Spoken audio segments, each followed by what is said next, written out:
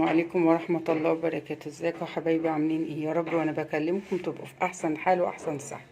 النهاردة ان شاء الله بقى انا هحط من اللي في الازازة ده في الغسالة دلوقتي. هتقولوا لي ايه ده بقى يا ام دعاء؟ انا هقول لكم، انا كنت عاملاه معاكم الوصفة دي في حاجات ان انت تغسلي بيها المواعين وكده عشان تديكي ريحة ولمعان وتشيلي الزفارة وكده من الاكل. النهاردة هنجربها بقى في الهدوم البيضة كمان اهي. انا معايا هدوم بيضة اهي، حطها في الغسالة تحت اهي.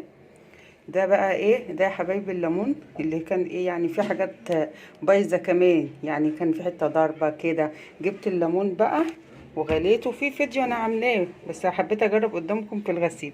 جبت الليمون وغليته وبعد بقشره بحال وشلت البذر في كوبايتين ميه، وبعدين بعد ما غليته ضربته في الخلاط بالماء لما برد شويه وصفيته. هو ده بقى يا حبايبي، تحط منه بقى على بتاع المواعين زيت الصابون ده اللي مش غالي، البريل.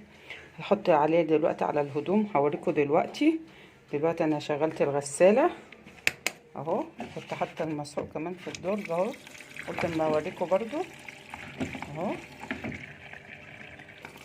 يعني تحطي شويه كده بمقام ايه ده بدل ملح الليمون، يعني حبه صغيره كده اهو، بس نعم معلقتين ولا حاجه كده وتنزليهم اهو.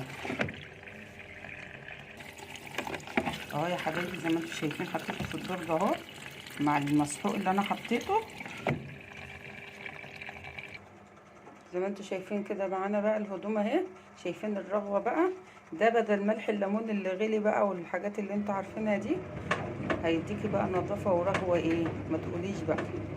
دي الهدوم البيضاء اللي على التيسان يا حبايبي، وينفع برضو على الهدوم الالوان برضو والهدوم الغامقه.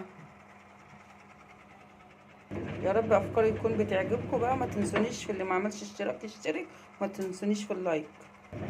السلام عليكم ورحمه الله.